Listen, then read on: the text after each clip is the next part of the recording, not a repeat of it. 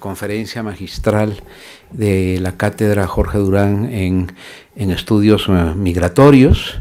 Generalmente nos reunimos en la Cátedra Julio Cortázar, pero en esta ocasión estaba ocupado el lugar y bueno, nos brindaron este estupendo local para poder tener esta conferencia magistral del doctor Otto Santana, que es catedrático de estudios chicanos de UCLA en California, Los Ángeles. Él es un lingüista por la Universidad de Pensilvania, ha escrito 2 libros que han recibido reconocimientos importantes, ha editado antologías y ha publicado pues, más de 50 artículos académicos y con autores y con muchos estudiantes.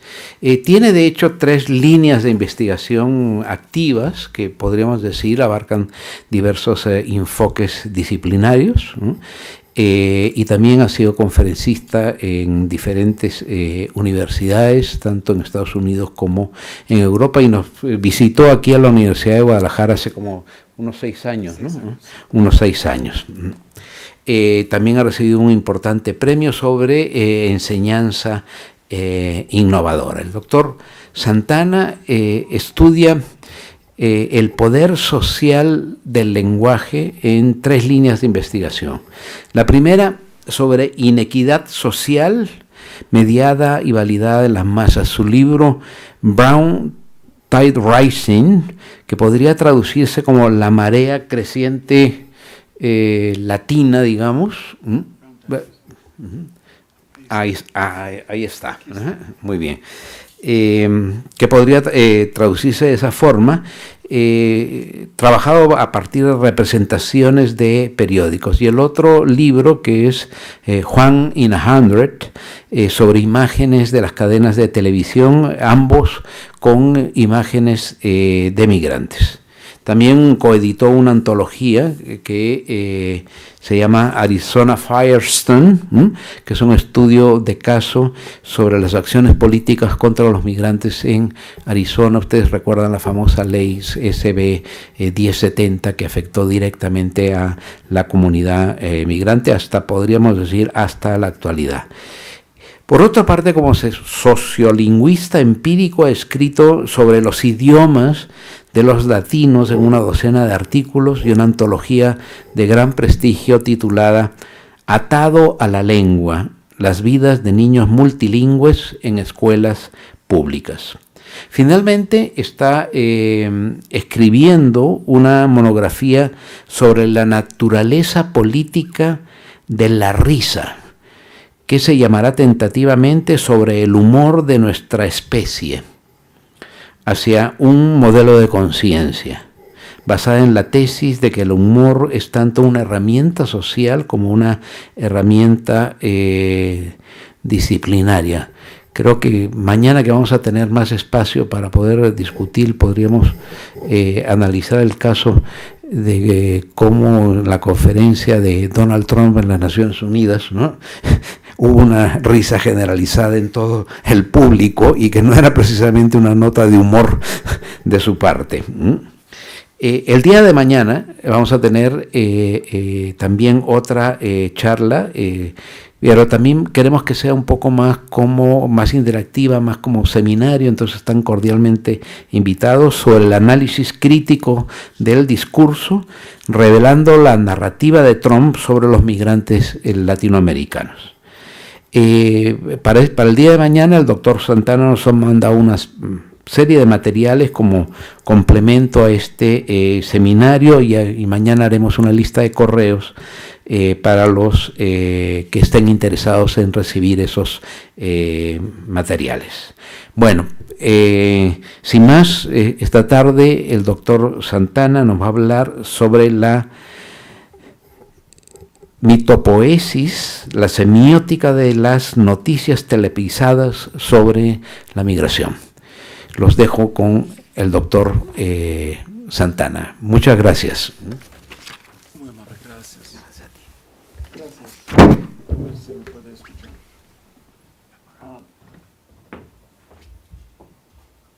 no sirve. El otro tiene que prenderlo. Ya sirve. Gracias. Dice Push. Gracias por estar aquí con... es un honor de estar aquí con ustedes. Gracias. A ver si puede servir muy bien. Quiero ofrecer mis agradecimientos a profe Jorge, a José Luis Morán, profe Jorge Luis Morán, por hacer todo este trabajo, a René Rosales, que está corriendo ahí atrás, ayudando a hacer todo, y a ustedes para tomar el tiempo. Lo que el profesor Durán ya habló de mis áreas de estudio, pero lo que voy a decir es que lo que tengo es, mi enfoque de estudio es los medios masivos de noticias en inglés de los Estados Unidos, y enfocando especialmente en cómo representan a los latinos, los mexicoamericanos, centroamericanos, ese grupo que ya abarcamos a casi 50 millones de personas en los Estados Unidos. Mañana, si le interesa este tipo de estudio que hago, lo que yo pensé hacer es comparar algo mexicano. Comparar el discurso presidencial de AMLO con el presidente anterior, Peña Nieto, sí, se me olvida. Y ustedes pueden evaluar. Lo que hago es yo presento los textos, y entre los textos enfocando en metáfora, uno puede realizar y ver la estructura de conocimientos y perspectiva que lleva los presidentes de su país, su pueblo, los inmigrantes, el gobierno, la relación con la economía, etc. Y yo creo que eso va a ser interesante, más interesante que Trump. Yo puedo hablar de Trump, pero vale más hablar de cosas que pertenecen a ustedes directamente. Yo sí tengo la preparación en la sociolingüística, así que yo soy lingüista empírico. También soy académico activista. Todo el trabajo que hago es para defender a mi pueblo, a mis estudiantes, minoritarias, y para hacer las cosas más ligeras. Yo estoy estudiando el humor, pero lo estudié porque yo hice un libro sobre los periódicos, y tenía que dar como tarea con calificaciones a forzar a mis estudiantes a leer periódicos. Ellos no querían. Después pensé, televisión. Escribí un libro sobre la televisión que se llama One in 100. Tampoco querían leerlo. Tampoco querían ver la televisión. Pero para pedir, yo pregunté, ¿de dónde viene su conocimiento político? Y era el humor. Todos los chistes, los programas de humor político eran lo que valían la pena para entender para mis estudiantes. Y por eso estoy escribiendo un libro sobre el humor. Y perdón, pero vamos a comenzar con una idea, una observación de un crítico literario, un teórico del siglo pasado. Y si ustedes quieren, yo tengo también el texto original en inglés y también una traducción de esta presentación que ya ha salido en varios journals académicos, revistas. Gracias. Este es el quote. La ideología es derivada. El mito es lo base. La gente no piensa en sus creencias. crean un conjunto de historias y luego derriban creencias de esas historias. Por eso, nociones como demócrata, progresiva y revolucionaria son tramas cómicas sobrepuestas en historia. Así que la trama y los cuentos son las cosas más importantes. Si eso es acaso, tenemos que ver no solamente los periodistas que están trabajando al servicio del poder, pero los narrativos, las tramas que están usando para dar las noticias. Y ya perdí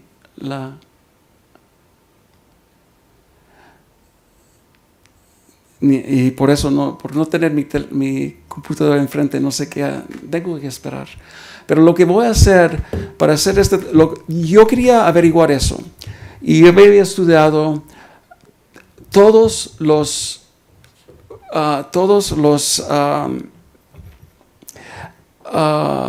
de un año de telenoticias de 4 canales, ABC, CBS, CNN y NBC. En un año, 2004, había más que 12,000 reportes en esos programas. Aunque, ¿sé qué? Es mi señora. Aquí te voy a escribirla.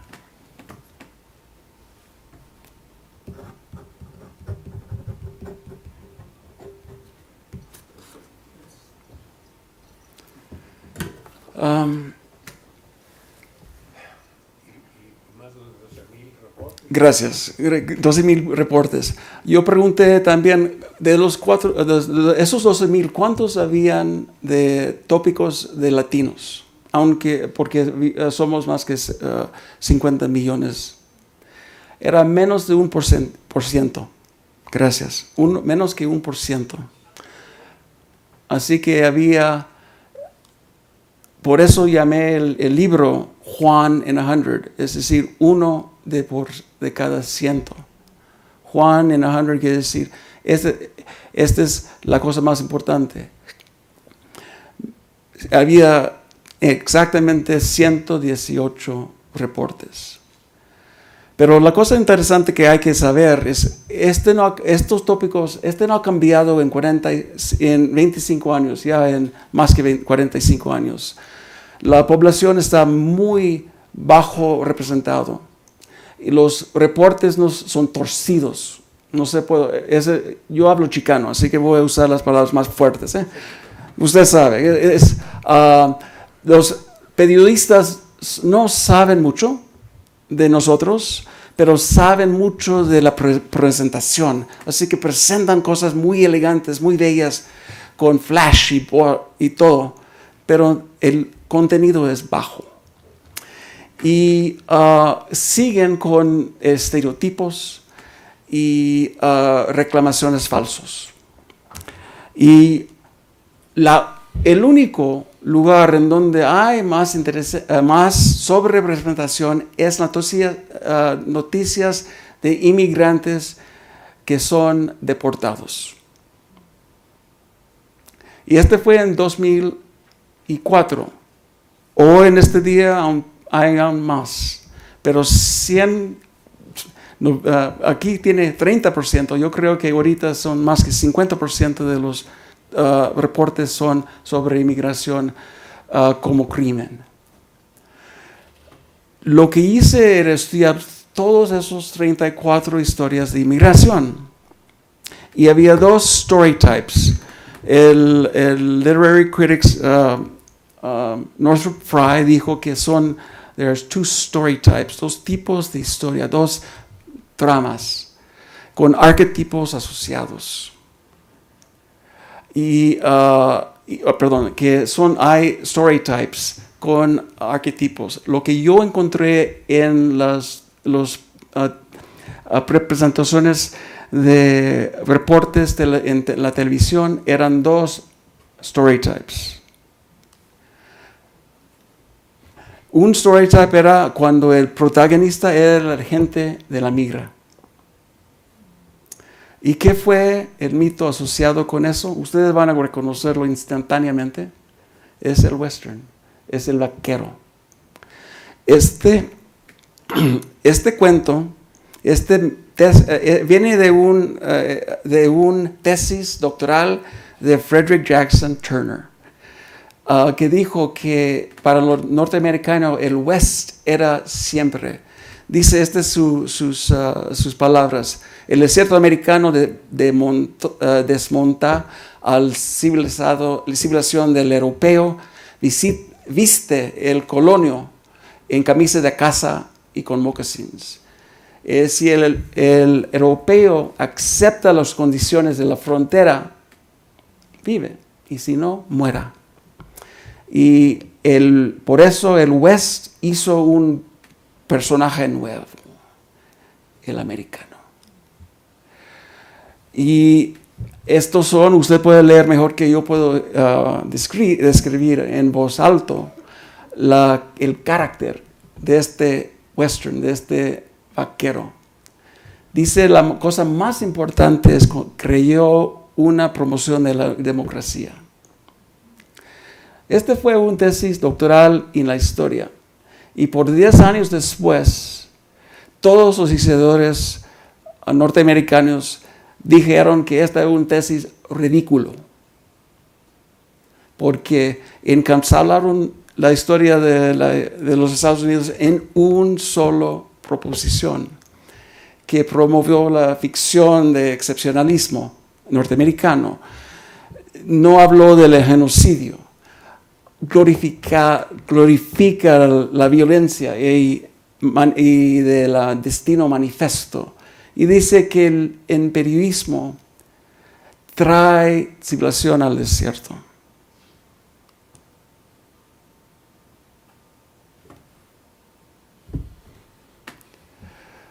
Aunque es ridículo, este es el mito norteamericano de la nación.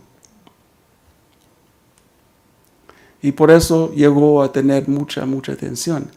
Era curioso porque hace 2 siglos un presidente dijo: fíjese, hay que cuidarse porque hay forajidos armados conocidos como vaqueros. Y tenían que buscar dinero para defender al pueblo contra los vaqueros. Pero ¿cómo sucedió que llegó este mito? Llegó por la industria de conciencia. En 1860 había esas novelas de pulpa de 5 centavos. Millones, 1 millón cada año fue vendido en los Estados Unidos. Todo sobre la frontier, el West, los héroes, el western. En el siglo XX, el radio fue el nuevo medio y también fue programas de westerns. Más después, televisión y el cine seguían con la idea de un héroe vaquero, John Wayne, Clint Eastwood. Ustedes ya conocen todo. Yo como niño, este fue mi favorito, el Rifleman. Yo tenía hasta un rifle chiquitito, ¿no?, de plástico. Y este protagonista vivía en Nuevo México, era del sur, era Confederate soldier y viudo. Y los episodios eran de 30 minutos. Cada episodio mató a lo menos una villano y muchos más en menudo. Con una calma, comportamiento de inteligencia como sociópata.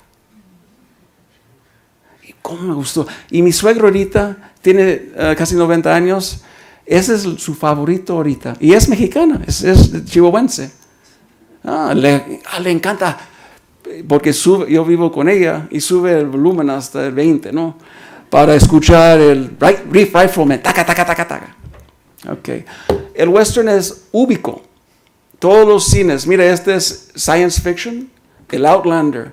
Aquí tenemos Sean Connery como el sherife, el único sherife en una luna de Júpiter.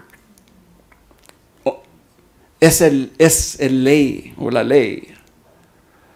Y la cosa importante de esto, este arquetipo de agente de migra, ya ha llegado a ser el arquetipo de todos los militares norteamericanos. Tiene una corazón muy abierta, ligera. Trata al amigo y enemigo noblemente. Pero temía por sus enemigos, estimado por el pueblo.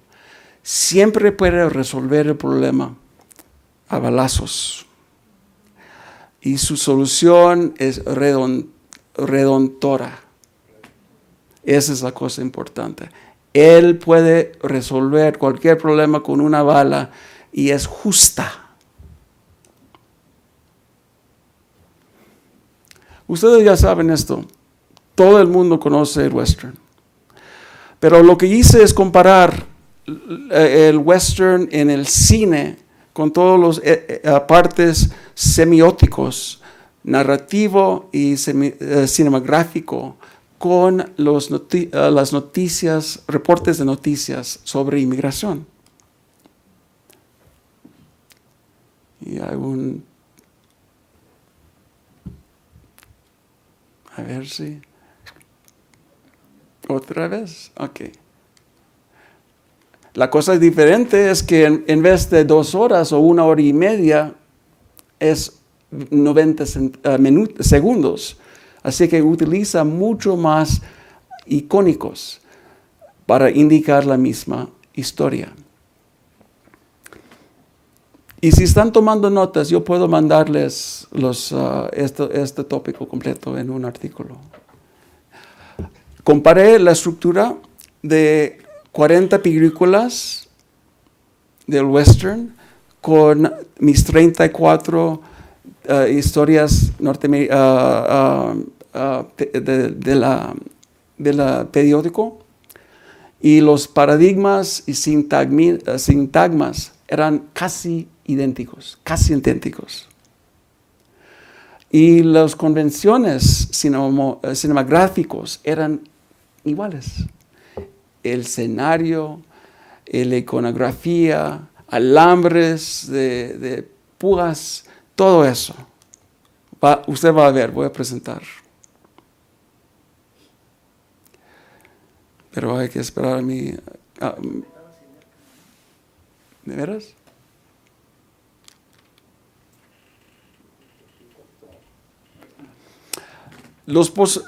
En estas historias, los personajes son iguales.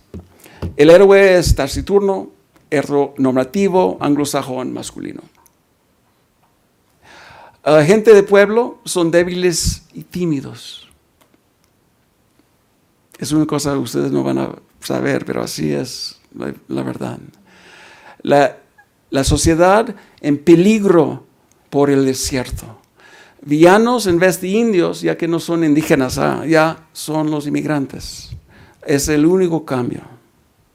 Y andan ellos trequeando a través del desierto con sus jarras de agua. El narrativo es igual. Y aquí vamos a ver uno, y con el favor de ayuda de Jorge allí atrás, vamos a verlo. Illegal immigrants flooding across the Mexican border into the U.S. There's been a jump of 25% in just the past 6 months, which translates into as many as 2,000. Okay, él tiene que recomenzar porque tengo subtítulos. ¿Ves el alambre púa? Illegal crossings a day.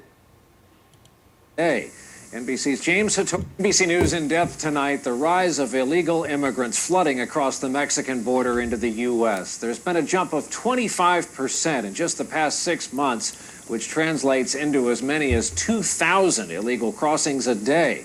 NBC's James Hattori explains what's driving this desperation. This is part of this border right here.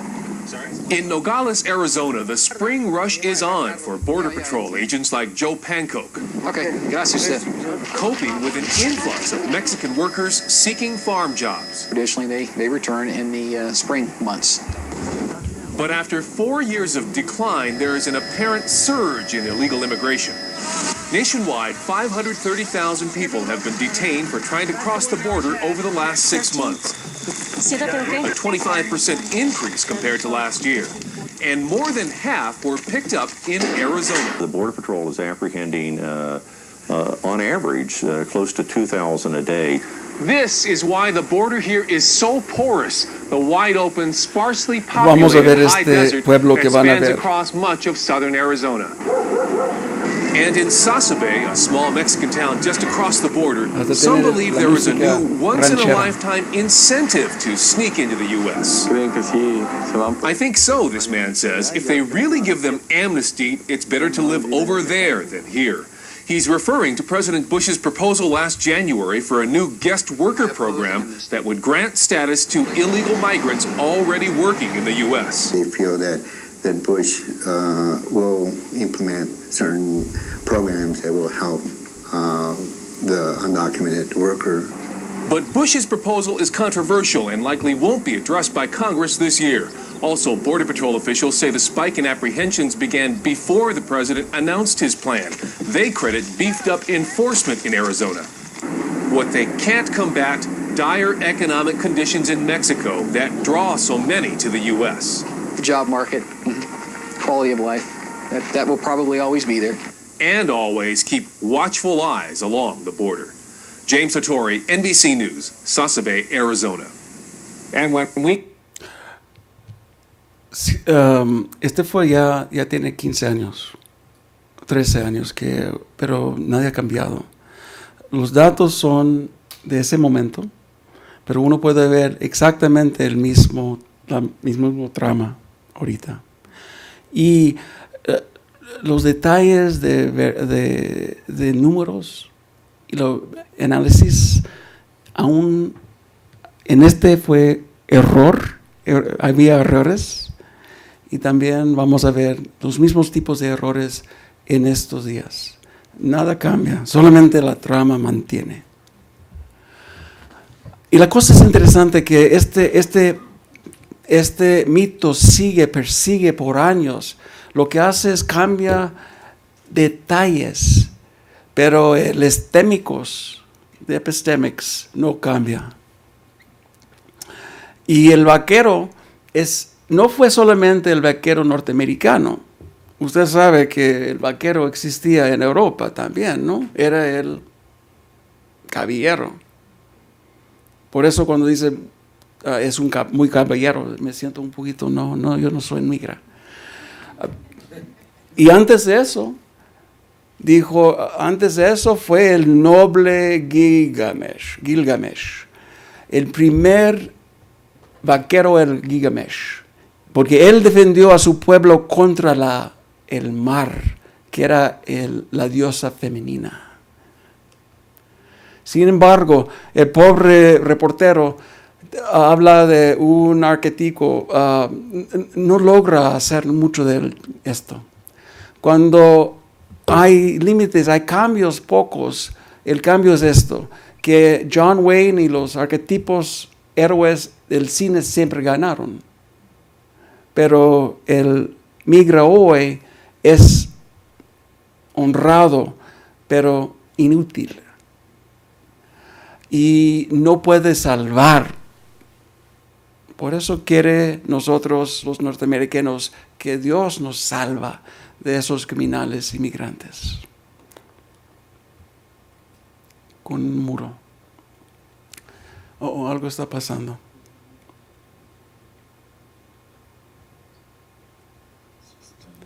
Ustedes son muy amables por tener paciencia. Los norteamericanos iban a estar fuera, tomando y fumando.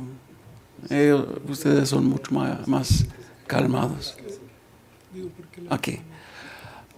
Aquí vamos. It's 5:45. Ya, hasta mi computadora está hablando conmigo. Pero no todos los inmigrantes son iguales. Voy a presentar un otro reporte de inmigrantes dominicanos, inmigrantes cubanos. Y en este ser criminales, ellos no abarcan en este sistema, ellos son diferentes y se ven que no es la migra, oficiales de la migra, pero la guardacosta, que es beneficiador para estos inmigrantes.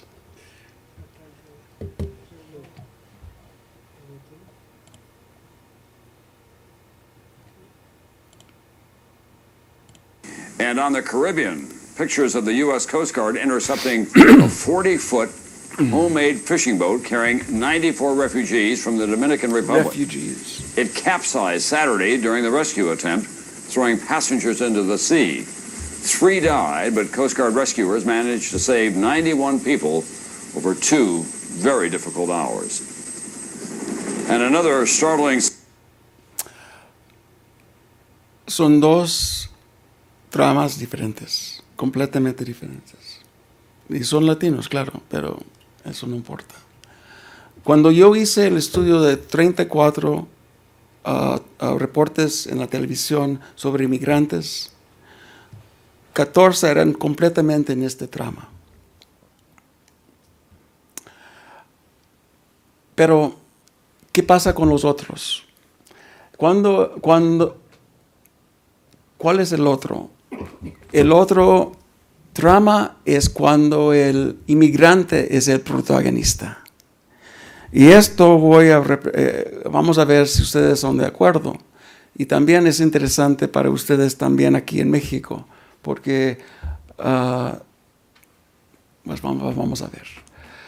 Esta es una protagonista que usted no lo conoce, una deidad sumeria, del tiempo antes del patriarcado, cual nombre usted nunca ha oído, o quizá ojalá que sí, pero vamos a ver. Inanna, ¿conoce Inanna? Qué bueno. Mis estudiantes no. Ella era la diosa sumeria de fecundidad y guerra. Era la diosa del cielo y la tierra. Era una personaje muy fuerte. Su impulso básico era de cambiar el mundo, de cambiar todo. Y es el arquetipo del viajero femenino. Y tengo que presentar esto porque la mayoría de gente no sabe. Habían muchos poemas hace 5,000 años por ella. Ella vivió en los años antes de Abraham, así que no había la culpa de Eva. Ella nunca era víctima de lujuria de un dios masculino como Cassandra ni Medusa. Y no era objeto de la pasión de hombres como Helena. Era una persona tenía tanta poder que una vez estaba caminando el montaña más grande del mundo, no le dio obediencia. No, he didn't acknowledge her. Y le pegó, le destruyó. Ya está. La computadora no está sirviendo. Aquí. Y por eso, si ustedes conocen la isla que se llama Santorini, dicen que Santorini perdió con una destrucción como Krakatau hace 5,400 años.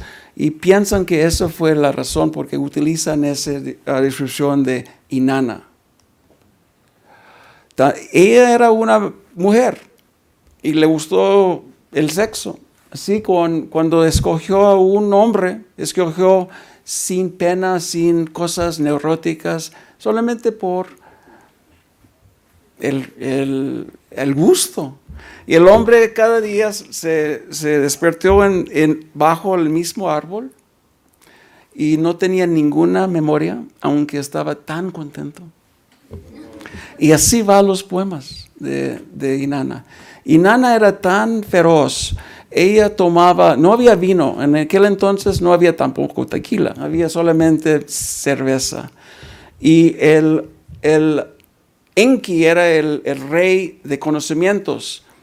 Comenzaron a tomar, Enki se puso muy borracho y le dio, Inanna, déjame darte algo, un regalo. Y le dio 100 llaves de la civilización. Ella fue inmediatamente a darlos a su pueblo, el nation state de Ur. Y por eso ella es el Prometeo de Sumerios. Pero la cosa más importante de ella es que en los Estados Unidos, a lo menos, no conocemos a Inanna. La única representación son muy, muy débiles mujeres que piensan en el pasado, jóvenes débiles, como Alice in Wonderland y como Dorothy of the Wizard of Oz. Esas son las versiones. El tópico que queremos llegar es este descenso. Ella tenía una hermana que era la reina del mundo neto. Y la ley cósmica era que ninguna persona viva podía ir, ni Dios ni hombre, al mundo nieto. Pero ella atrevió. Y estaba muy preocupada. Su hermana, la reina del mundo nieto. Ella, Inanna, se puso toda su ropa de belleza y fuerza y se bajó. Y Inanna fue obligada de quitar una pieza de ropa, 7 piezas, en su descenso. Llegó a la corona, el cuarto de la corona, el trono, desnuda, y la mató, su hermana. Pero se resucitó y regresó a la tierra de los vivos, pero no ganó. No ganó su meta, que era la tierra neta. Tenía por eso ser el símbolo del ciclo de vida, de morir y resucitarse. Y está localizada en Venus para los sumerios. Ella llegó a ver la tierra neta y regresó a los Estados Unidos, a México, con mexicanos. Regresó a la tierra de los vivos con conocimientos. Así que ese es el estereotipo femenino, viajero femenino, porque el estereotipo viajero masculino es Ulises, un tonto que tiene ayuda, Superman, tiene ayuda y no aprende nada. Pero Inanna sí aprende de sí misma. Así es las dos imágenes. Yo pienso que periodistas están usando el storytype de Inanna cuando están hablando de los inmigrantes, cuando usan de su perspectiva de ella, de las inmigrantes, como protagonista de inmigrante. Porque los inmigrantes pierden exactamente 7 cosas. Pierden su casa, su hogar, pierden dinero para ir, pierden su mundo, la hegemonía de la cultura, pierden la libertad y a veces pierden la vida. Más que una persona muera ya cada día cruzando la frontera o intentando. Y esa gente nunca pueden regresar. Siempre están en este ciclo. Si están deportados, a fuerzas tienen que regresar. Así que toda esta historia del descenso de Inanna a la tierra neta sigue con inmigrantes hoy. La próxima presentación va a ser, vamos a ver 3 storylines en el mismo reportaje. Comenzamos con Inanna. A 1 minuto 12 va a llegar a la presentación del western. Y terminamos con el Inanna otra vez.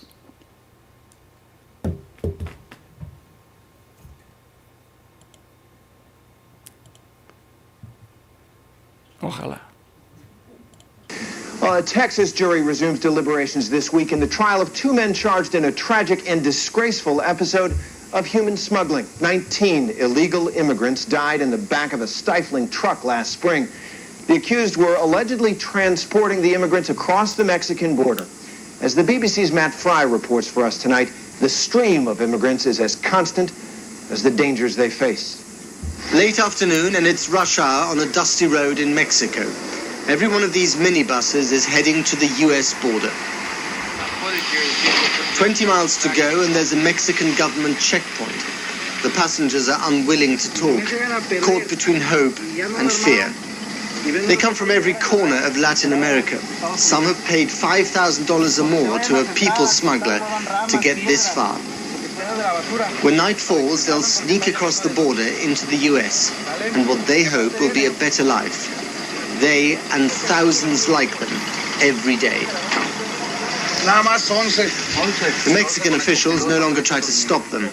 Instead, they hand out leaflets telling them how not to die in the Arizona desert. And you can see Ya cambiamos. Otro trama. Footprints here. Right. Oh, yeah. The next morning, on the other side, what greets the U.S. Border Patrol is evidence of a veritable stampede of illegal migrants. You can see it over here. You can see the fingerprints where someone's crawled under. The well-worn path is littered with traces, precious personal belongings dumped because they've become too heavy. When you look at all this, do you feel that you're fighting a losing battle? I don't know if I would say a losing battle. You know, we know that the volume of traffic is out there, but we also know that the Border Patrol in general is doing a good job. We're stopping a lot of it, apprehending a lot of it. Forget about fingerprints or visas. Here, the biggest obstacle is the desert. Last year, 600 people died of thirst crossing the border. But even this isn't enough to deter the desperate. Inanna, son In dos Phoenix, I Inannas. met 2 sisters from Honduras. They crossed the Rio Grande last month and almost drowned. Pues se mete, ¿verdad?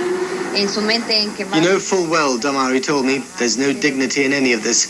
You come here to work, and just to work. It's all about survival.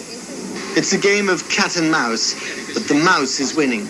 Only 1 in 3 migrants gets caught. Matt Fry, BBC News, Arizona. Así que voy a decir que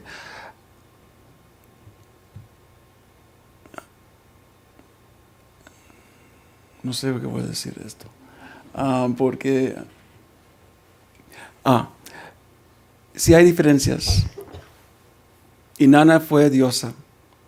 Es un mito. Estos son inmigrantes, son mortales y mueran.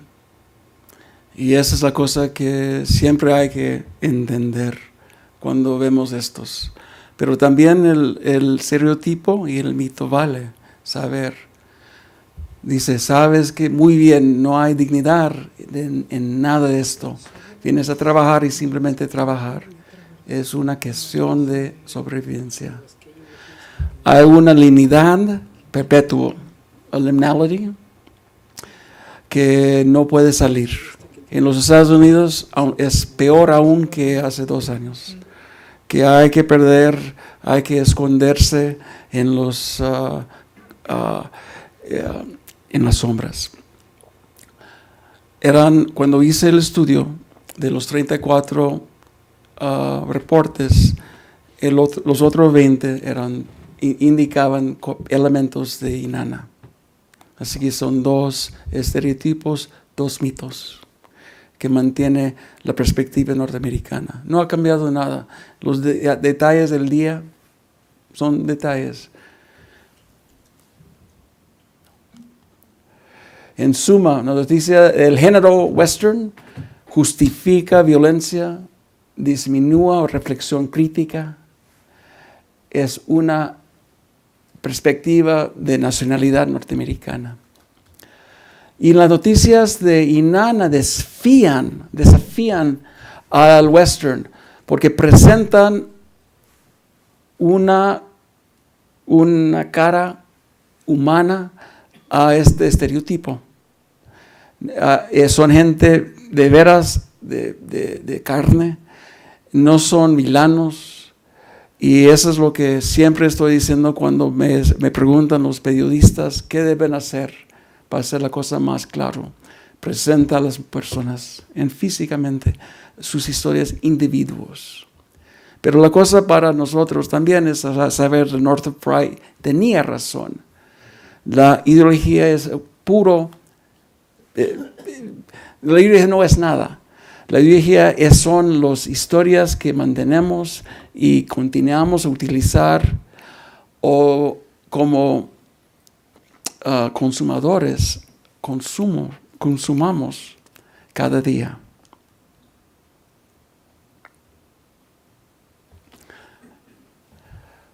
Tenemos que pensar que sigue la industria de conciencia, no solamente comercial, pero también en la tele y noticias, en industrias de noticias, y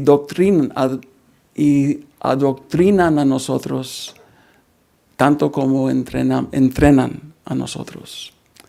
Y tenemos que saber que a poner atención en eso. Los periodistas deben saber eso. Y también ustedes que son consumidores. Gracias.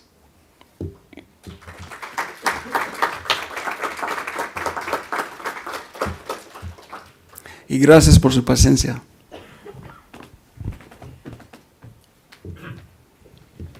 Bueno, Otto, muchísimas gracias por tu presentación. Realmente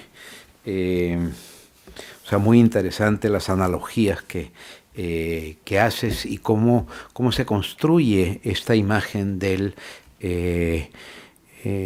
migrante y que era antes el mexicano, ¿no? Y curiosamente estos vaqueros son inmigrantes en esa tierra, ¿no? que no es de ellos, ¿no? Pero se ven como lo que era, ¿no? Que era un proceso de conquista. Y tenemos también me pareció muy interesante la diferencia que haces entre cómo se ve al migrante que viene del Caribe, sean cubanos, puertorriqueños, los puertorriqueños son y no son americanos, pero no también son inmigrantes dentro, pero la caracterización del criminal, aunque no va con las estadísticas, porque curiosamente las estadísticas sobre encarcelamiento en Estados Unidos, que trabajó Rubén Rambao, por ejemplo, ¿no? señalan perfectamente que el grupo latino, digamos, que tiene mayores índices de encarcelamiento es el puertorriqueño, que es el americano, o sea, es el que tiene pasaporte norteamericano. Luego los cubanos y luego los dominicanos, es decir, no los mexicanos. Y el inmigrante es el que tiene de primera generación, es decir, el que va por primera vez a Estados Unidos, tiene un índice de encarcelamiento como de 0.6%. Y la segunda generación, que ya son norteamericanos, el índice de encarcelamiento es 5%. Entonces, la diferencia que hay entre lo que es el mundo real de las cifras que estamos viendo, ¿no? con este mito sobre la frontera, sobre los migrantes, es realmente muy interesante. Vamos a abrir la discusión, las preguntas, los comentarios. Si les parece bien, vamos de 3 en 3 para tener cierto orden.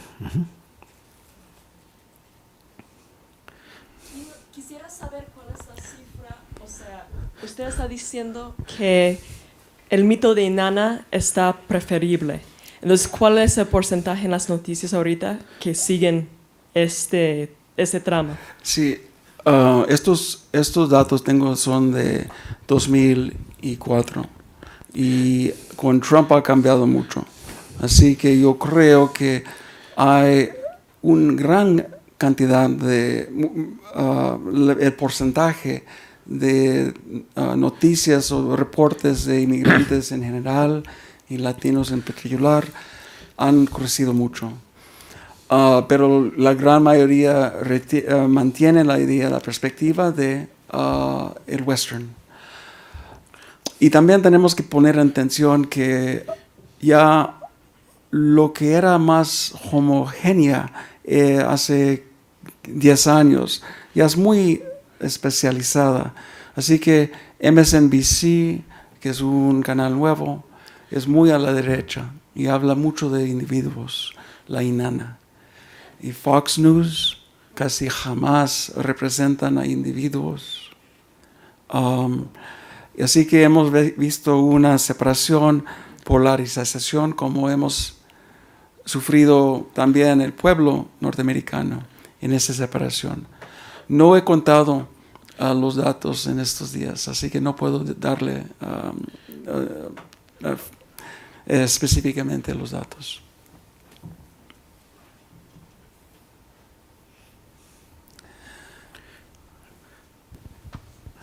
Francisco. Gracias. Gracias por su conferencia, profesor. Y a mí me llama mucho también la atención cómo se refieren a estos migrantes que llegan por mar. En la noticia se llamaba, son refugiados. Exacto. Son refugiados, no hacen algo ilegal, ¿no? Es lo que están diciendo de venezolanos, ¿no? Son freedom fighters. No, ellos lo que buscan es libertad. No, y entonces hay una dispensa hacia ellos, ¿no? Y también ahora esta falsa idea, que yo también comparto que es una falsa idea, es compartida, la compartía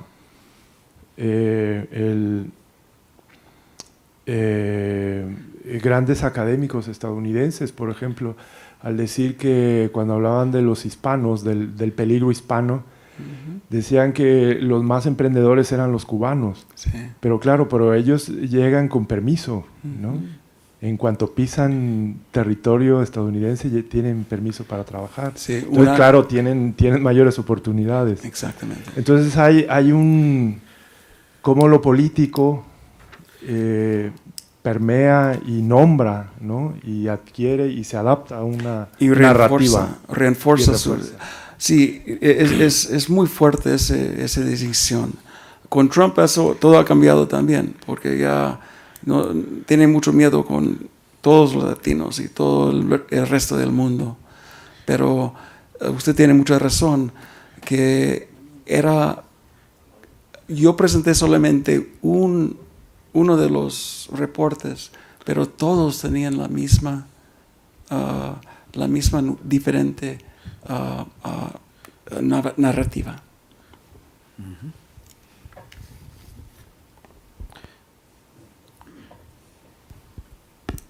Una pregunta nada más, si lo que presentas aquí es un análisis de narrativas o de discurso, perdón, pero apenas estoy aprendiendo esas cosas. Está bien.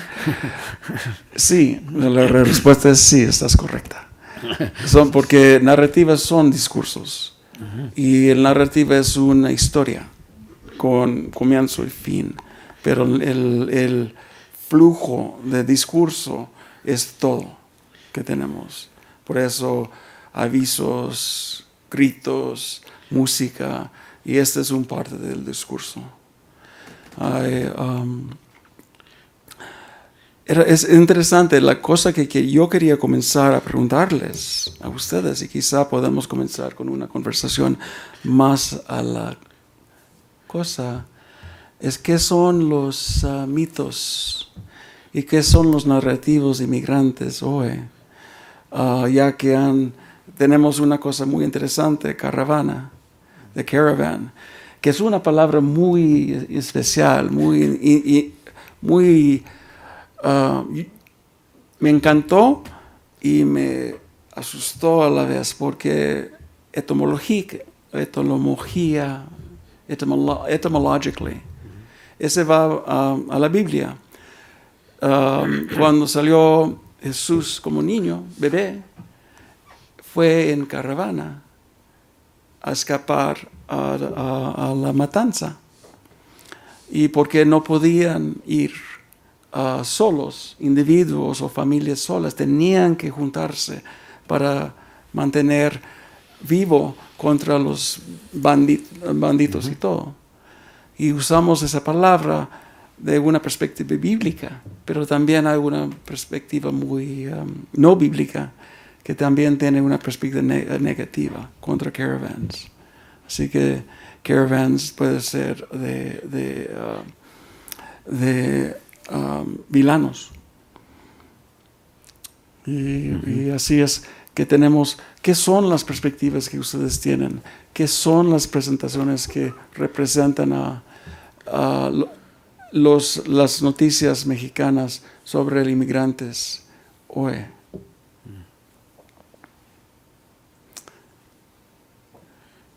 ¿Quiere alguno comentar? Rodolfo. Bueno, yo encuentro como una gran diferenciación entre ser un mexicano que se va a Estados Unidos y ser un centroamericano que atraviesa por México. Y en las noticias y como en los relatos, en estas formas de verlo, hay como los centroamericanos tienden a ser delincuentes y nos pueden robar y algunas otras cosas como que son las malas, ¿no? Y los mexicanos de allá son los héroes, ¿no? Entonces está como estos dos mitos, pero luego uno lo encuentra, por ejemplo, cuando hacía entrevistas en Arandas, en los Altos de Jalisco, decían, es que la gente que viene de Chiapas, esos sí son malos. Los que se van de aquí de Arandas a Estados Unidos, esos son héroes. Y eso me parece que se sigue reproduciendo años y años, como tú dices, después eso se vuelve a reproducir el relato de que la gente que llega son malos, pero los que se van son héroes porque nos están mandando las remesas y conocemos a su familia y sabemos que ellos se sacrificaron y qué pasó con ellos, ¿no? Y luego lo que pasa a veces cuando, como los zacatecanos que se quedaron atrapados en el tren y murieron asfixiados, los recibieron al regreso a los cadáveres, pues toda la gente muy triste y todo, pero bueno, es que eran unos héroes, se estaban sacrificando por el pueblo, pero cuando pasa alguna cosa como lo de los que se caen de la lancha, de la bestia, o los que se caen de la lancha, como que la visión no son tan héroes, ¿no? O sea, ¿qué andaban haciendo ahí? Sí, es complicado. Yo pasé mucho tiempo anoche viendo las noticias, pasando de canal a canal. Y la cosa buena para mí, yo estaba muy contento de escuchar que hicieron preguntas y dejaron a los inmigrantes centroamericanos platicar, presentar había preguntas, how would you say it? Directed questions que dirigían y los inocentes respondieron. Vas a cruzar ilegalmente si llegas a México, a los Estados Unidos. Sí. Ellos van a responder así, en vez de saber que eso indica algo, es una pregunta no abierta, pero dirigida. Sí, bueno, y en efecto, esto de la migración en caravana empieza con la caravana de madres de migrantes desaparecidos en México, no en Estados Unidos, en México. ¿Por qué? Porque el migrante tiene que atravesar el desierto de México para llegar al sueño prometido, que es los Estados Unidos. Y en ese transcurso pasan muchos peligros. Entonces, la caravana es la forma de ir todos juntos y seguros en un territorio hostil, donde hay pandillas, hay los agentes de la migra mexicanos, los policías municipales, los policías federales, y todos juntos van marchando Y esa es su manera de defenderse y a la vez de presionar a un gobierno, de abrir el paso. La escena del puente en la frontera con Guatemala, donde hay las 4.000 personas y están rompiendo esa barrera que es el río y irrumpen de esa manera, es como muy simbólica de ese proceso y cómo luego todo fluye de una manera bastante rápida hasta toparse con el muro en la frontera. Ahora, los migrantes que al comienzo lo calificaron como caravana, después lo califican como éxodo. ¿No? O sea, en el transcurrir del proceso, cuando se dan cuenta de que es una magnitud de 6.000, 8.000 personas, cobra el nombre de éxodo, ¿eh? Y una justificación bíblica y una justificación, es un éxodo centroamericano, porque tiene a diferencia de otros contextos, que por ejemplo la migración salvadoreña se da después de la guerra civil, o en el contexto de la guerra civil, que era un éxodo también, y la guatemalteca también. Aquí la migración hondureña tiene un contexto mucho más político, que están en una situación de guerra interna con un presidente espurio que entra con un fraude electoral y una incapacidad de ponerle solución interna a esta situación. Y la situación de Centroamérica, la solución fue la revolución en los años 80 y la guerra armada en Nicaragua, en Guatemala, en El Salvador, no en Honduras. Pero esa situación no se puede repetir hoy en día de una revolución porque los costos ya los vieron, los costos en vida, los costos. Entonces su solución es huir y es una caravana. Y la otra interpretación que los hondureños llaman es una caravana sin Moisés. Es una caravana sin un dirigente específico, sino que es la masa, es el pueblo. Los dirigentes aparecen y desaparecen, aunque hay una dirigencia y hay grupos organizados detrás de las caravanas, hay abogados, hay activistas, hay mucha gente que está en torno a la caravana. La idea que se quiere dar es un éxodo sin Moisés, que va a pedirle a Trump que se apiade. Sí. Bueno, es Enrique y después Pero creo que también de lo que se está hablando ahora, Rodolfo, y lo último que dijo Jorge, cabe preguntarnos si quién alimenta esta idea de la caravana. O sea, si de dónde nació, si los propios migrantes o la prensa lo hizo, ¿sí? Porque entonces tendríamos que preguntarnos si estas caravanas anteriores son las primeras que salieron, o ya había habido otras, pero ni cuenta nos dimos, porque la prensa no se dio cuenta, ¿no? Entonces me decía Rumbaud, checa el dato de Pottsville, en Iowa. Dice, llegó ICE a ese poblado donde trabajan ¿cómo le llaman? La carne que es para los judíos. Kosher. En esas empacadoras trabajaban indígenas guatemaltecos. Llega la migra y toma como a 150 y cacho en ese pueblo de personas, como unos 50 de ellos eran indígenas guatemaltecos.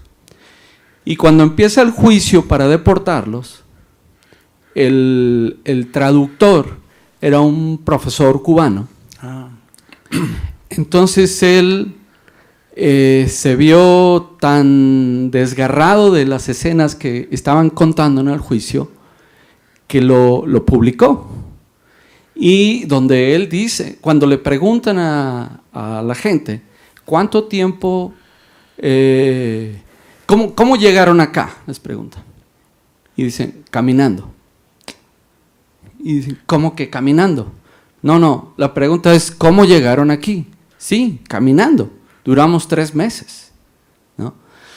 Entonces, esta historia, pues, muy poco lo conocíamos, ¿no? Entonces, ¿quién visibiliza estas historias? Pues en buena medida es la prensa y le da esa connotación, ¿no?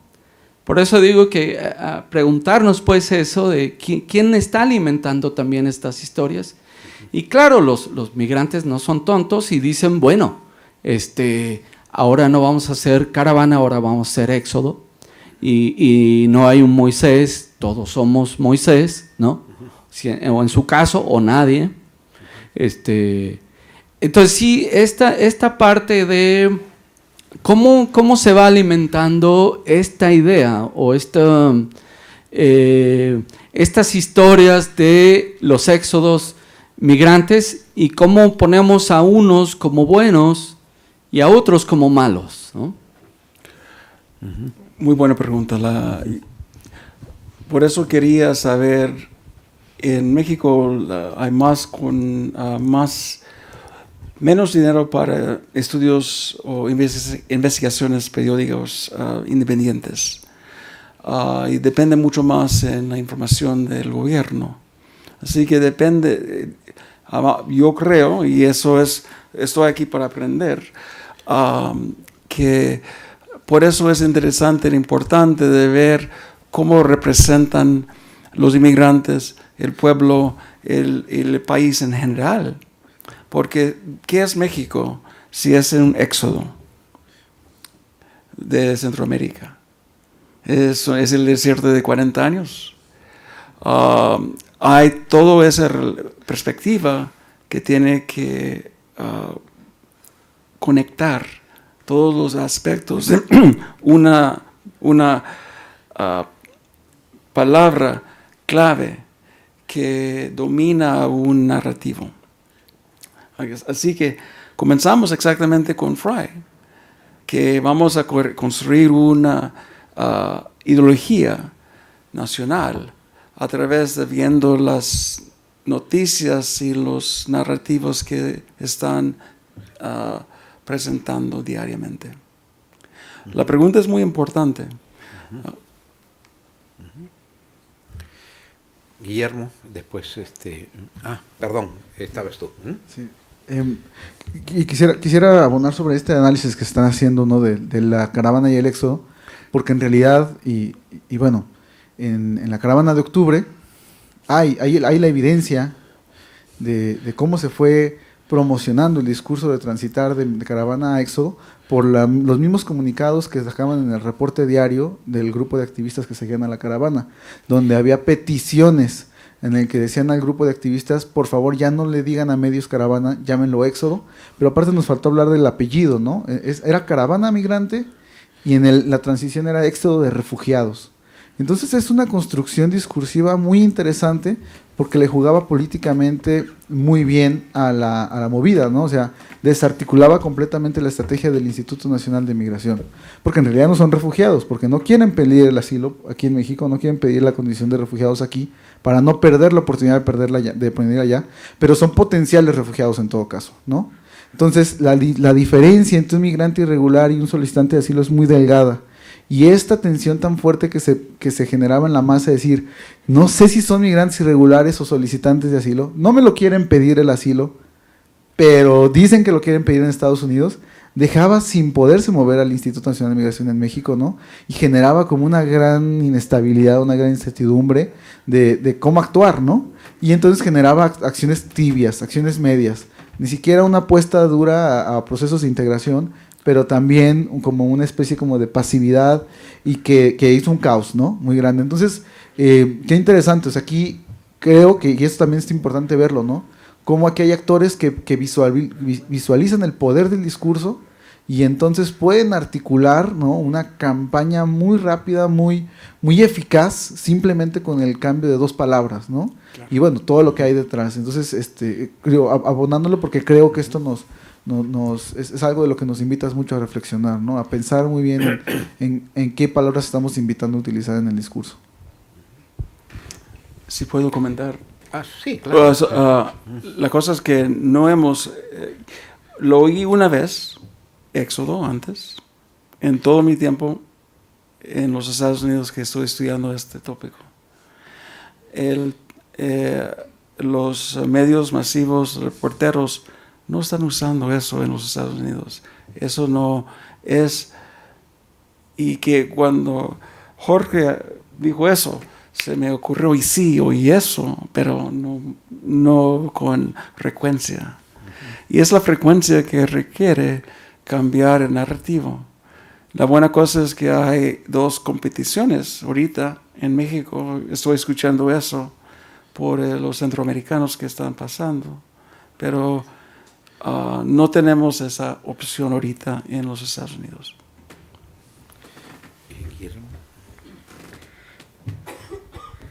Gracias. Gracias por la presentación y por todas estas conceptos y comparaciones con ciertos mitos. Yo quisiera sumarme un poco al interés último de las últimas preguntas, pero desde el lado más de la comunicación. Okay. Yo creo que hay tanto en Estados Unidos y especialmente en el presidente Trump como en México, hay una negociación de cómo nombrar el fenómeno y cómo nombrar concretamente a los sujetos concretos que van camino hacia Estados Unidos y han salido de su país. En un momento en la historia eran pues trabajadores que se iban, porque eran braceros, justo. Entonces todo el mundo sabía quiénes eran los braceros. Pero ha habido una complicación creciente y muy grande a lo largo de la historia, desde los braceros del siglo pasado hasta todos los migrantes, tanto mexicanos como centroamericanos y sudamericanos. Y yo creo que aquí es muy importante estar atentos a cómo se van nombrando, porque eso va logrando una aceptación o un rechazo en el resto de la población. Y yo creo que en este sentido la publicidad que se hace el propio presidente Trump de nombrar delincuentes a los que van allá, pues va mucho con su discurso, pero a la vez busca englobar que, claro, están escapando de la justicia, que a lo mejor es cierto, pero no es la justicia.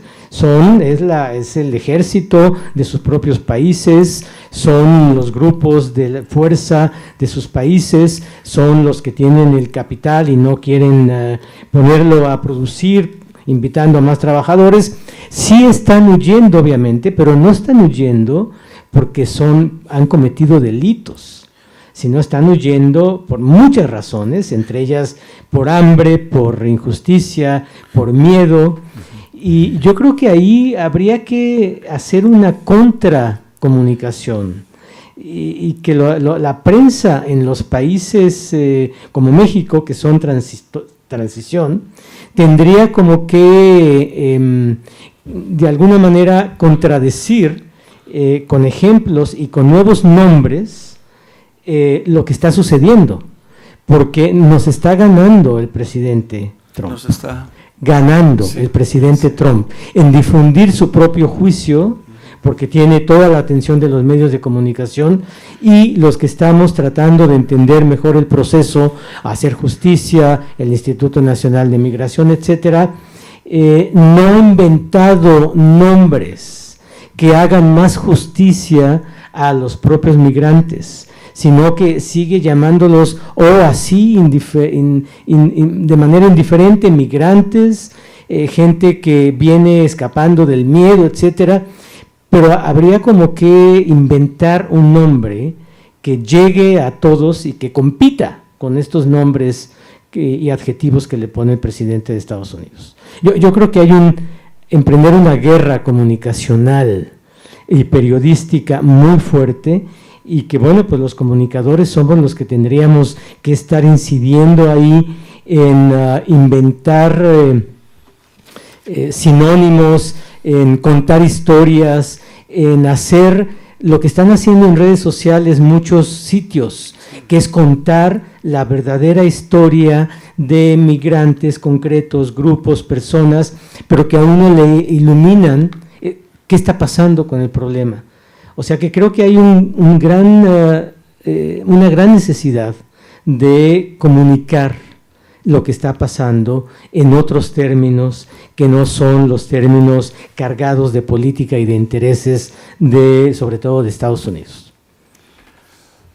No sé qué piensas de eso. Pienso que tenemos... Trump es bofón, es un bofón, pero es un genio. Su necesidad personal de mantener control de la atención del mundo es fuerte. Y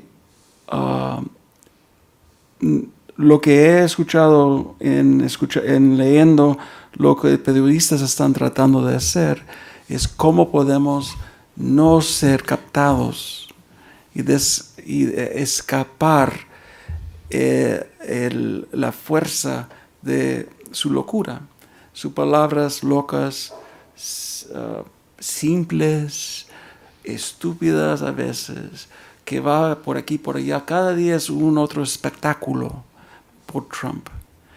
Y la estructura norteamericana de medios masivos necesita agarrar la atención de los consumidores. Atención es un valor, una cantidad limitado. Si Trump mantiene 30 minutos de nuestra atención diarios, él siempre ganará. Y por eso era curioso ver. Yo estaba muy interesado cuando iba a visitar a Peña Nieto la primera vez. ¿Qué va a suceder? Y nada. Era un gobierno con un showman. No había comparación de cómo presentaba a los Estados Unidos y también en México qué pasaba en ese momento. El problema es cuando Trump no está parte de este problema, de esta calculación, va a ser más fácil. Ahorita tenemos una persona que absorbe todo el oxígeno de atención de nuestro pueblo. Bueno, sí, en efecto, lo que decía Enrique, había la caravana de madres, y luego había lo que le llamaban la caravana Via Crucis, que era una representación religiosa que se hacía en Semana Santa, y venían los migrantes peregrinando, ¿no? Y llegaban para cruzar a los Estados Unidos. Hay como cerca de 8 caravanas. Cuando Fox News anuncia una caravana, Trump la retoma, que es la caravana de abril. Y ahí empieza realmente a descubrirse por los medios de que hay el que crea todo esto es Trump. Él lo pone a la luz. Es el momento en que Trump está diciendo, está cambiando un poco, está variando su discurso de estos son criminales, violadores, ¿no? Es la invasión. Nos están invadiendo los criminales, ¿no? Y curiosamente los nuevos criminales son niños, porque la mayoría de los que pasan son menores de edad, porque esos son los que tienen derecho a refugio, ¿no? Entonces, para mí fue como muy complicado tratar de entender por qué Trump llega a decir estos migrantes son animales, Cuando llega a decir esa frase, que la dice en términos genéricos, luego corrige y dice, me estoy refiriendo a la Mara Salvatrucha. Sí. Ahora, la Mara Salvatrucha es una creación norteamericana. Es decir, son migrantes salvadoreños que vienen de una situación de guerra, ¿no?, a vivir en barrios pobres en Estados Unidos con pandillas, ¿no? Y es una creación norteamericana, la Mara Salvatrucha. Sí. Ahora, ¿por qué esto? Y él dice, estos no son inocentes palomitas, no son pobres niños. ¿Por qué? Porque dentro del razonamiento de Trump es, estos niños jóvenes de 12, 14, 18, 17 años, que les vas a dar refugio, ¿a dónde van a ir a vivir? A los barrios pobres. ¿Qué hay en los barrios pobres? Pandillas. ¿En qué se van a convertir estos niños? En pandilleros. En la Mara. Ese es el razonamiento. Como que, porque uno tiene una mente como muy especial, de un razonamiento como muy simple, a mí me fue como un descubrimiento, que lo vi en un video, es que esos niños van a ir a los barrios y se van a convertir en pandilleros, ¿no? Por eso es la amenaza. Los niños también son una amenaza. En mi primer libro, usted tiene mucha razón. En mi primer libro se llama Brown Tide Rising. Y ese fue en 94, había el primer referéndum estatal contra los inmigrantes. Es Proposition 187. Y yo hice un estudio sobre los metáforos que utilizaban the Los Angeles Times.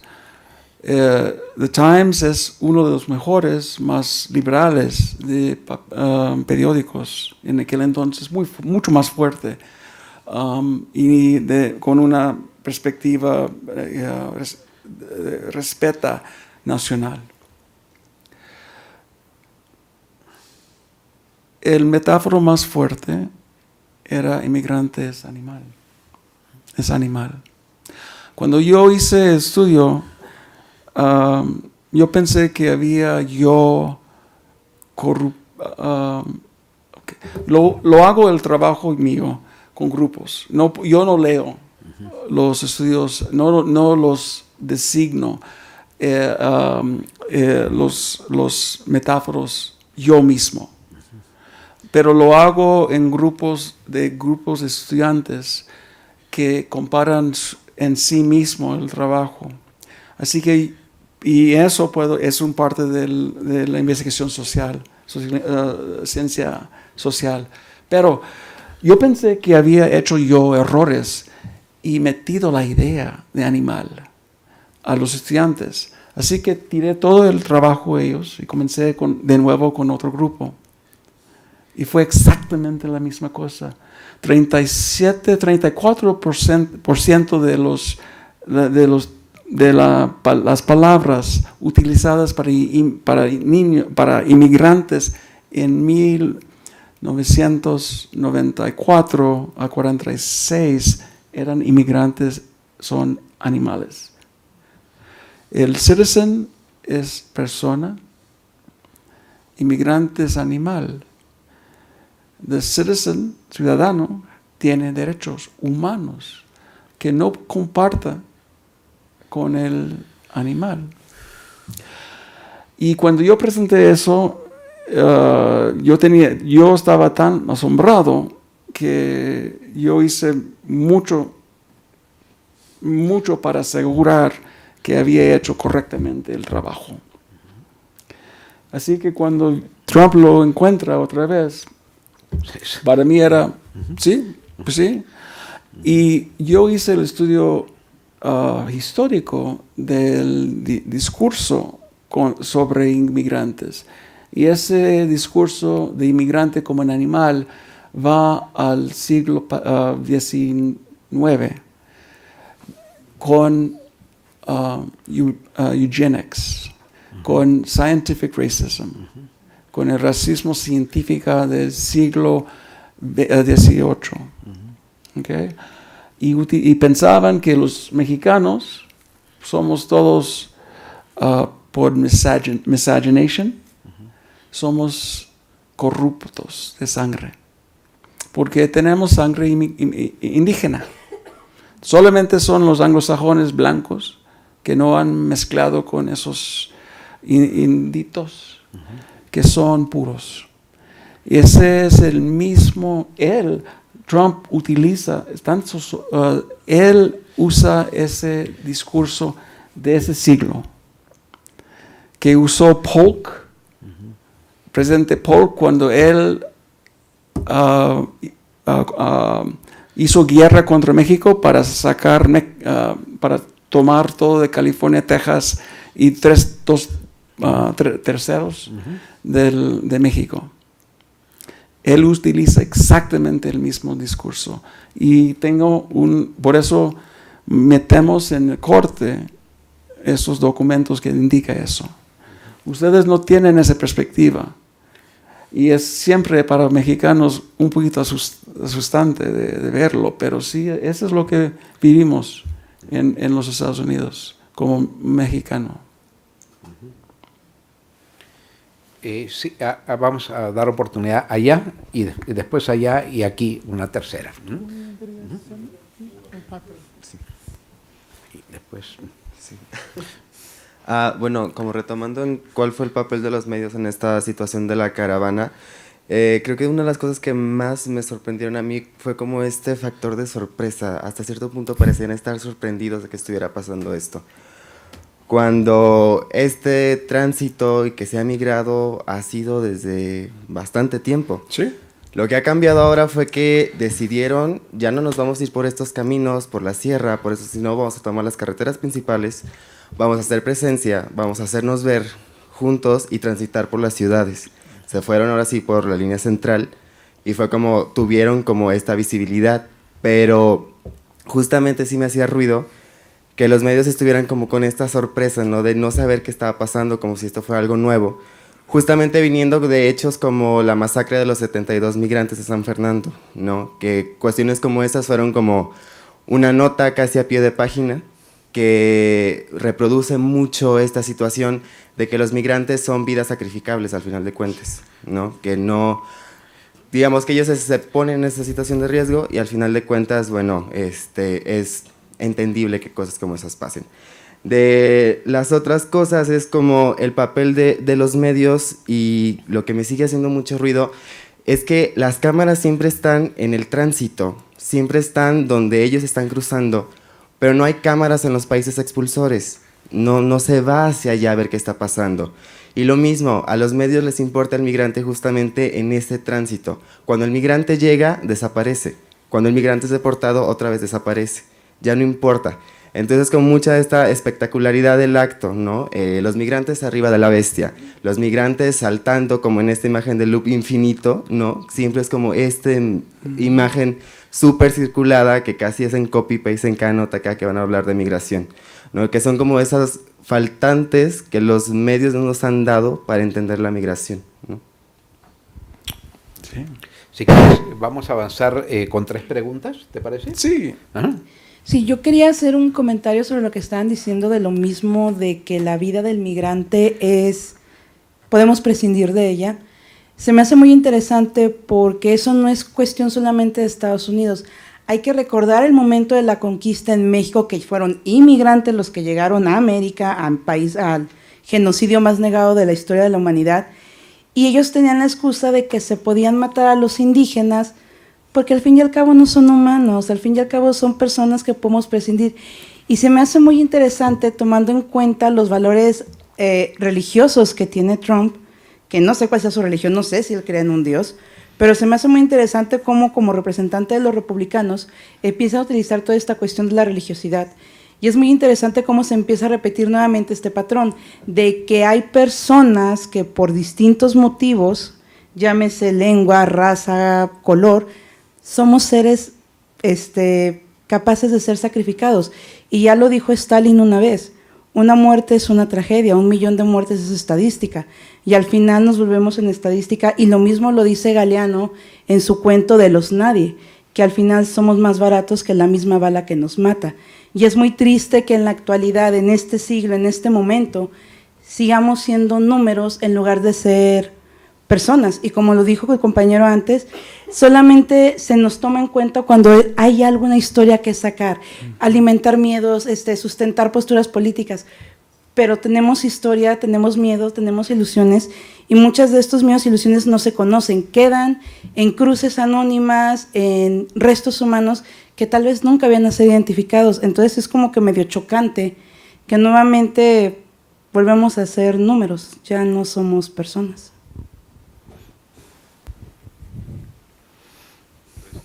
Muchas gracias por la presentación. A mí me llama mucho la atención también este fenómeno de tránsito, ¿no? Cómo llegan a las fronteras. Pero bueno, hablando específicamente de la frontera de Norteamérica, este vaquero, ¿no? Ya es un vaquero también latino, ¿no? Ya es el comandante Claro. García, ¿no? Ya es como una figura que se emparenta a ti, pero que realmente está representando otras cosas, ¿no? ¿Cómo se vive esto en la sociedad chicana latina? Porque me imagino que es muy fuerte. Sí.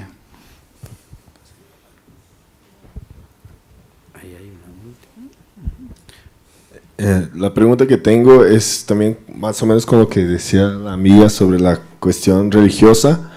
Es sobre, bueno, todos los discursos lo que ustedes dos estaban diciendo tienen una base religiosa, tanto para el Éxodo, cuanto para, bueno, también la caravana de Vía Crucis, o la cuestión de, bueno, tienen que pasar el desierto y la tierra prometida, donde hay leche y miel, son los Estados Unidos. Entonces mi pregunta es, en los Estados Unidos, ¿cómo es el cristianismo, tanto los católicos cuanto los protestantes? ¿Cómo ves al cristianismo dando embasamiento para esa visión del migrante, o también apoyando al migrante? Y también aquí en México, ¿cómo ves a la religión, al cristianismo en sí? ¿Cómo lo ves también apoyando al migrante a que vaya o diciéndole no vayas? ¿Me entendiste? Sí. Wow. 3 preguntas, ya son 4. Bueno, vamos a... esperamos. Puedes responder. Sí, la idea de haciendo ruido, me gusta ese modismo, haciendo ruido. Pero el video loop que está repitiendo, sí, esa es una cosa que hay que averiguar exactamente por qué escogen los periodistas y por qué aceptan los redactores con poder, por qué escogen esos. Sí, son la drama más excitante, yo creo, como un beso al fin de un romance, ¿no? Pero yo creo que en estos días hay más posibilidad de representar diferentes partes de la historia. Y he hecho varias veces una pregunta. Yo he ido a la compañera que está hablando de los individuos que pierden su vida. Yo quería, en la UCLA, yo quería nombrar las víctimas de la tragedia cada día, como nombramos a las víctimas de otras tragedias, individuos cada día, para tratar también de sacarlo del estereotipo. Lo que tenemos que confrontar es que la mayoría de la gente, mire, estamos... ustedes son muy especiales y para decir a estar aquí en vez de tomando una cerveza, una tequila, ahorita en este día tan bonito. La mayoría de la gente no van a poner atención, quieren solamente un poquito de entrenamiento. Quieren estar entretenido por un rato. Y eso es lo que tenemos que confrontar. El mexicano que es la gente de migra, wow, es un individuo especial. Y viven solos, viven separados. Y lo que ha pasado con nosotros en los últimos 20 años es ya son, por ejemplo, todos los militares viven separados, tienen una subcultura y viven sinceramente completo en su subcultura y hay mucho menos contacto con ellos. También la policía. Y la migra tiene también su sociedad en que uno selecta. La cosa buena es que aún ahorita, el año pasado escribió un libro, un México-americano que fue por 2 años agente de migra, que ya escribió su historia. Y se metió en eso para entender. Y fue absorbado y llegó a ser el villano. Y después trató de sacarse de eso. Y es una historia muy fuerte. Llegó al New York Times Top 10. Así que es muy complicado la situación de religión. Ok, es todo un tópico entero. La gran mayoría de la gente que apoyan a Trump son cristianos.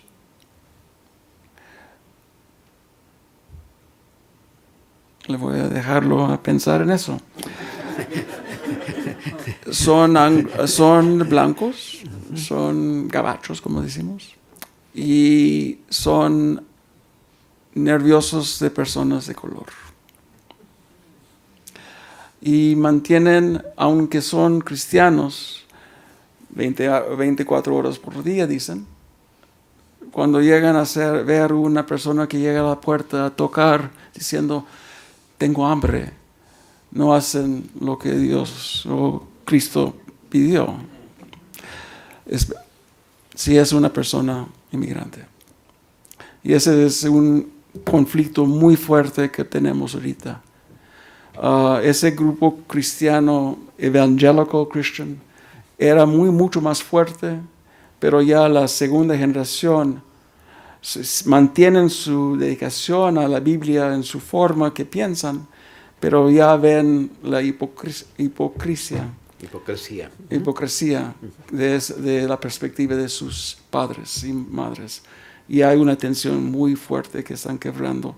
No sé si va a pasar, pero es muy interesante. Pero es un pueblo, es una nación no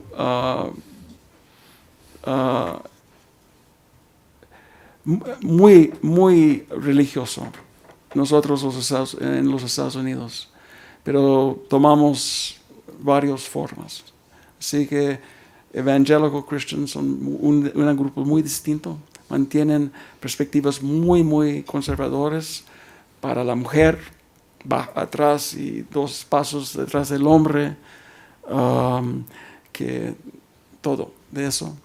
Y también los protestantes tienden a no ir a la iglesia y tienen que ser más seculares y más liberales.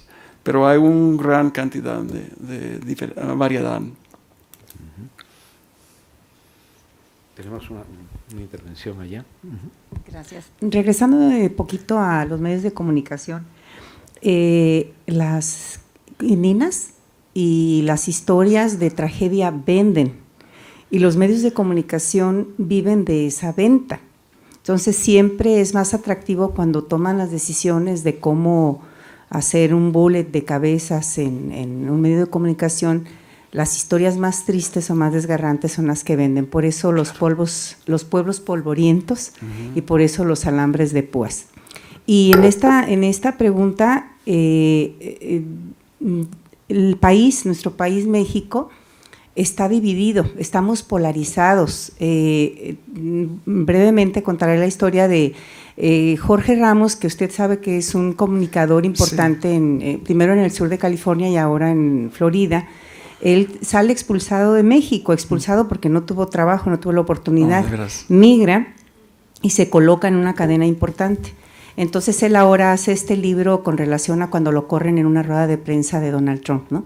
Pero cuando empieza la primera caravana esta de octubre, o sea, sería la segunda, no tengo el dato exacto, él registra en un tuit que venía a dar fe de alguna manera o a cerciorarse con sus propios ojos sobre cómo era la caravana, si se estaba impulsando por algún ente extraño que la estuviera pagando.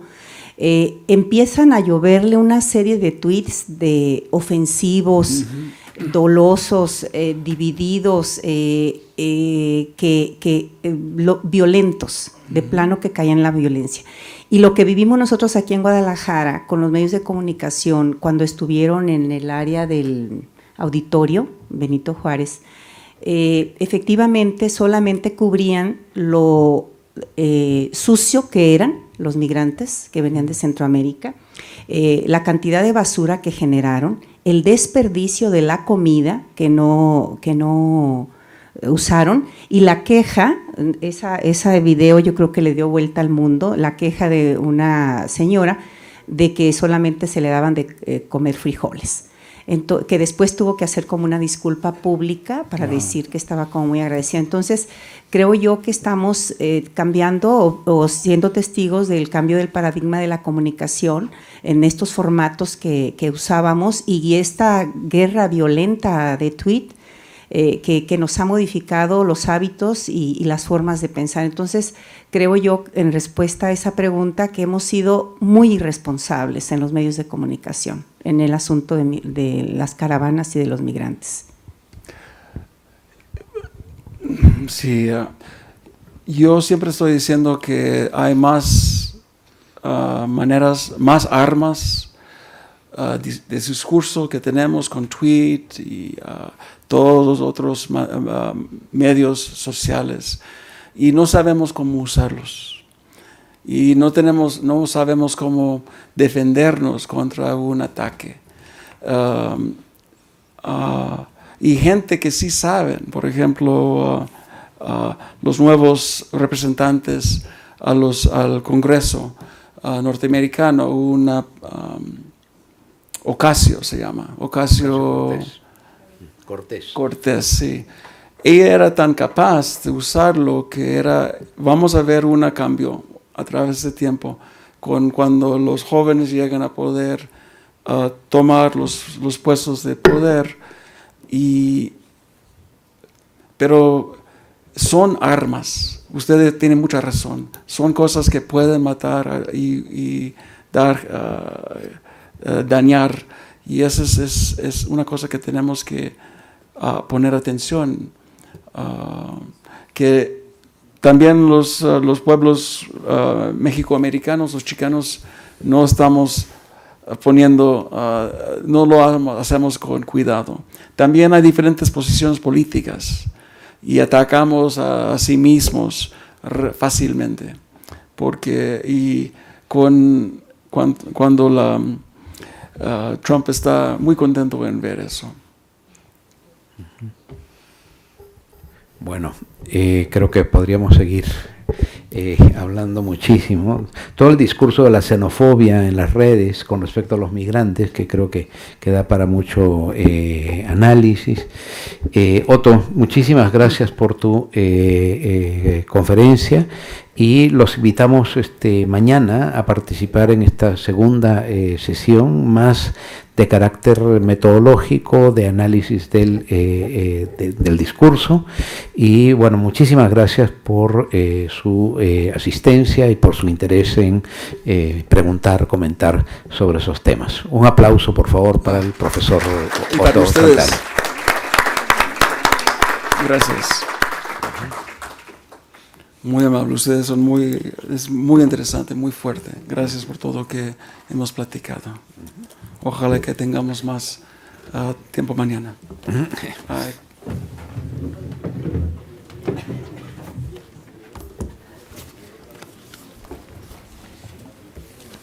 Aquí acostumbramos a dar constancias.